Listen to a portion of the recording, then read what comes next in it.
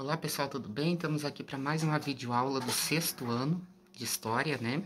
E hoje nós vamos lá na página 20 do livro didático falar sobre a formação do Império Macedônico.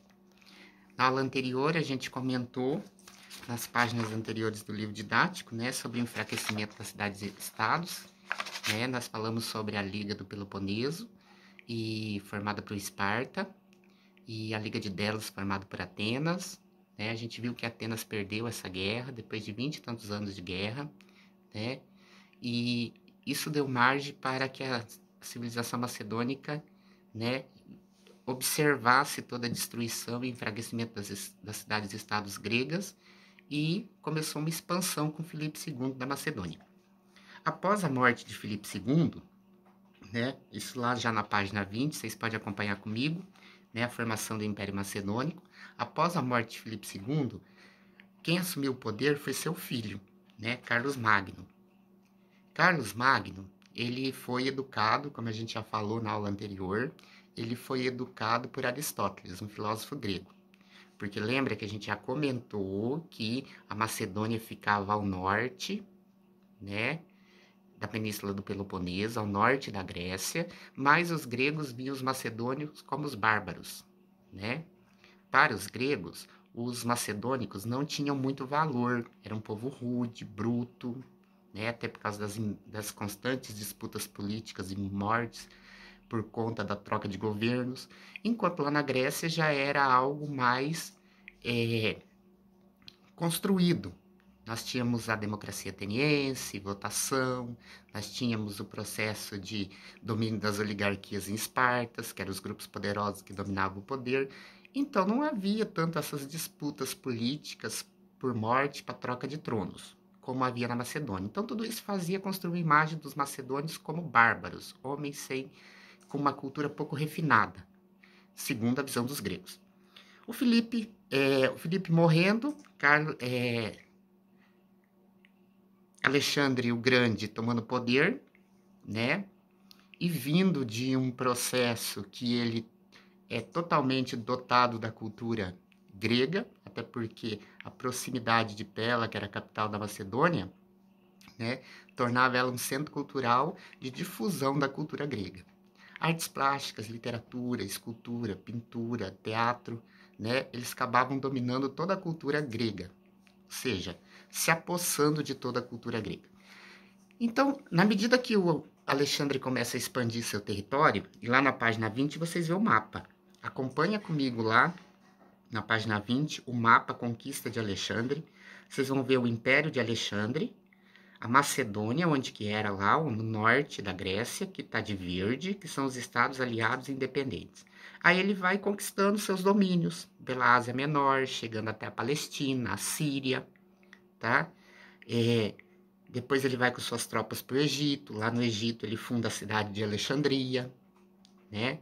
Depois ele chega até a China, aonde nenhum conquistador jamais teria chegado, né? Então, se você observar o vasto império de Alexandre. Agora, como que era a política e a economia nesse império? Tá? Após a morte de seu pai, Alexandre reforçou os exércitos, criou novas táticas de guerra. Inclusive, eles faziam uma barricada com lanças, né? Criando as falanges, que eram grupos de homens armados com punhais, com lanças, com espadas, né?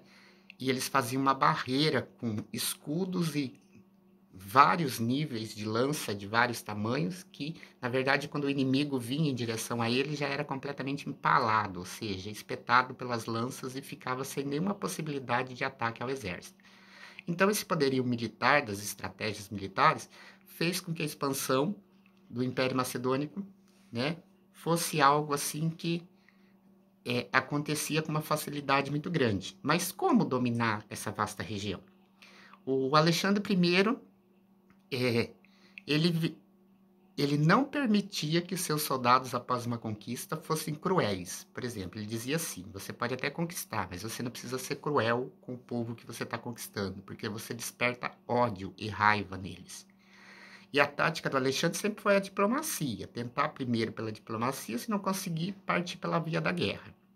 Então, automaticamente, se ele não consegue o domínio através de acordos políticos e casamentos estratégicos feitos com a elite desses povos dominados para tentar mesclar a cultura, porque ele incentivou muito o casamento dos soldados deles, dos chefes dos exércitos dele, com pessoas importantes da elite do local onde ele conquistava. Assim criava laços de parentesco, de amizade, e ia mesclando a cultura macedônica, que é a cultura grega. E dessa forma a cultura grega foi se espalhando por todo esse território, que é o que a gente chama de helenização. Lembra que os gregos surgiram de um descendente comum, que era Heleno, que deu origem aos deuses e aos gregos. Então, tudo que remete à cultura grega, a gente chama de cultura helênica. E o processo de expansão do Império Alexandre levou essa cultura helênica para todos os povos. Os povos foram helenizados, né? Ou seja, passaram a adotar a cultura grega através da expansão de Alexandre. Então, a Grécia foi conquistada militarmente, mas ela conquistou o mundo inteiro culturalmente, porque na medida que Alexandre conquistava, ele espalhava a cultura grega. E a cultura grega foi se espalhando por toda essa vasta região que a gente vê no mapa da página 20. Tá? Outra coisa, ele usava as estradas que já tinha, ele usou o sistema dos persas, que era as satrapias, né? Que era aquele sistema de dividir regiões e colocar um sátrapa em cada região, um chefe que ele dominava para cuidar de cada área. As conquistas e as colônias que ele conquistava, onde eram mais intranquilas e tinha revoltas, muitas vezes ele mesmo chefiava, né, o domínio dessas regiões. Outras vezes ele estipulava que soldados deles fosse cuidar da política dessa região e dirigir politicamente essas áreas.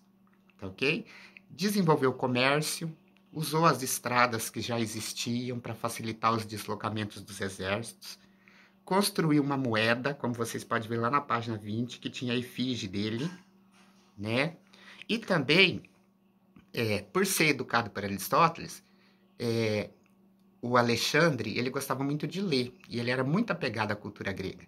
Então, de certa forma, ele levava livros, pintura, escultura a todos os povos, né? Então, ele difundiu a arte, a literatura, a escrita para todas as regiões onde ele conquistou. Então, ele teve um papel cultural muito importante nesse sentido.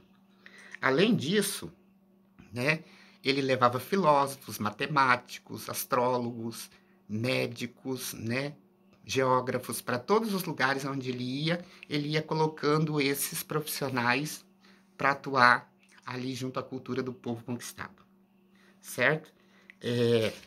Outra coisa que nós temos, é importante a gente entender que, como vocês já viram no vídeo que eu postei para vocês sobre a Biblioteca de Alexandria, que também está falando lá na página 23 sobre a escrita cuneiforme, que é aquela escrita feita em placas de argila com um estilete em forma de cunha, né, que eles iam marcando a argila e escreviam nela.